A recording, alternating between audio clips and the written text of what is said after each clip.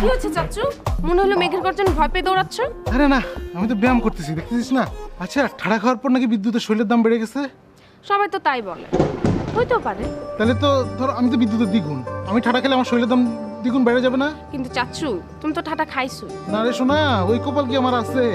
তোরে এমনিই কইছিলাম ঠাটা খাইছি, কিন্তু এখন ঠাটা খাইতে হইব, বুঝতে পারছিস? ঠাটা খাইলে শৈলের দাম বেড়ে যাইব, শৈলের দাম বেড়ে গেলেই শৈল বেচে দিব, বেচে দিলে তো টাকা, আর টাকা ছাড়া দুনিয়াতে কিছু হয়? চাচু, তুমি ঠাটা খাও, তুমি অবশ্যই ঠাটা খাবা। আমি তোমার বিক্রি করে দেবো, আমার কাছে অনেক অফার আছে। তাই না? তোর কাছে অনেক অফার আছে, খামু ঠাটা? অবশ্যই খাবা। আচ্ছা ঠিক আছে, তুই যা, আমি বসি ঠাটা খাইতে। ওকে চাচু, বেস্ট অফ লাক।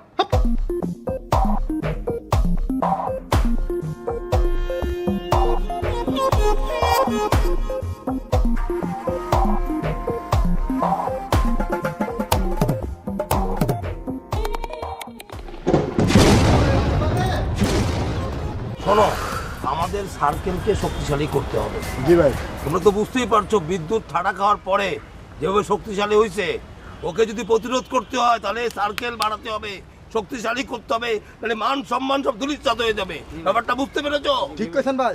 ভাই তাহলে একটা কাম করে আমাকে জনবল বাড়ায়া ওরা বাসা থেকে তুলে লই আহি। হ ভাই, এটা ভালো বুদ্ধি ভাই। যা নিয়ে আয়, যা। আমারে ধরে আননের কোনো দরকার নাই, আমি আয়া পড়ছি। আমি ঠাটা খাইছি ঠিক আছে, কিন্তু আমার পা দুইটা তো নষ্ট হয় নাই। কি লিগা নষ্ট হয় নাই জানোস? কে তখন লাইতানের লিগা, তখন লাইতে এলাকা ছাড়া করবো।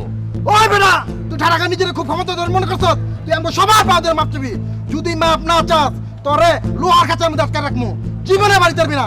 আমাকে লাথি খাবি, পারলে লাথি দেখছো? দে লাথি, দে লাথি। এ বিদ্যুতা, এ পালাইস না বিদ্যুতা, এ বিদ্যুৎ, আয় পালা লাথি দে, দে। আয়, আয় দে, আয়, আয় দে, আয়, আয়।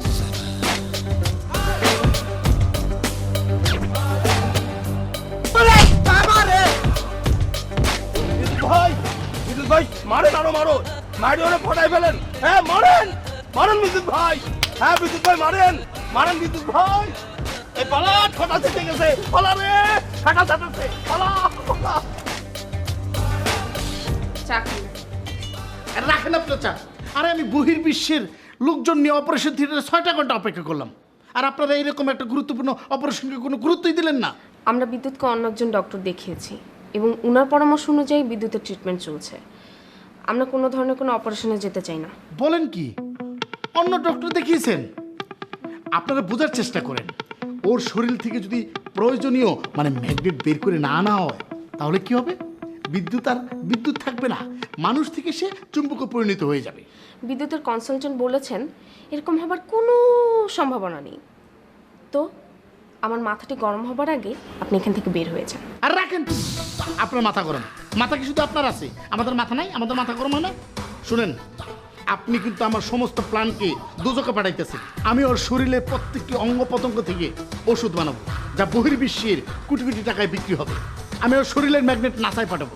যখন ওর শরীরে কোনো কিছুই থাকবে না, তখন ওর শরীর দিয়ে মমি বানিয়ে আমি লন্ডনের মিউজিয়ামে রাখবো, যার নিচে লেখা থাকবে ঠাটা খেয়ে বেঁচে থাকা একমাত্র বাংলাদেশি। দেশ ও জাতির মুখ উজ্জ্বল হবে, আর আমি হব কোটিপতি। আপনার কি এতটুকু বিবেকে বাচ্ছে না? আপনি একজন মানুষকে এভাবে ধ্বংস করে কোটিপতি হতে যাচ্ছেন? আপনি তাড়াতাড়ি চাটা শেষ করেন এবং আমার বাসা থেকে বিদায় হন। আরে বিদ্যুৎ মারলে মরুক, তাতে আমার কিসের বিবেক? আমারও শরীর দরকার। আপনি আমাকে বিদ্যুৎ দেওয়ার ব্যবস্থা করেন, চান? আচ্ছা ঠিক আছে, আপনি এখানে বসেন, আমি বিদ্যুৎকে নিয়ে আসছি।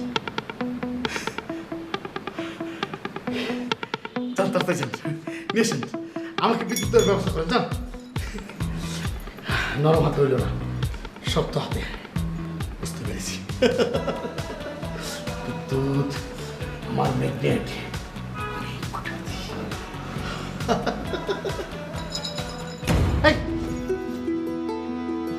আমি তো আপনাকে বিদ্যুতের কথা বলেছি, কিন্তু তার কেন সব দিব? কি বলেন? শর্ত দেবেন কেন? আমার মতো একটা সুস্থ মানুষকে আপনি শর্ত দেবেন কেন? আপনি তো সুস্থ না। যে মানুষের বিবেক নাই সে কখনো সুস্থ হতে পারে না। দেখেন, আপনি ভুল বুঝতেছেন, এরকম করবেন না প্লিজ। আপনি পাগল, আপনাকে সব দিতে হবে।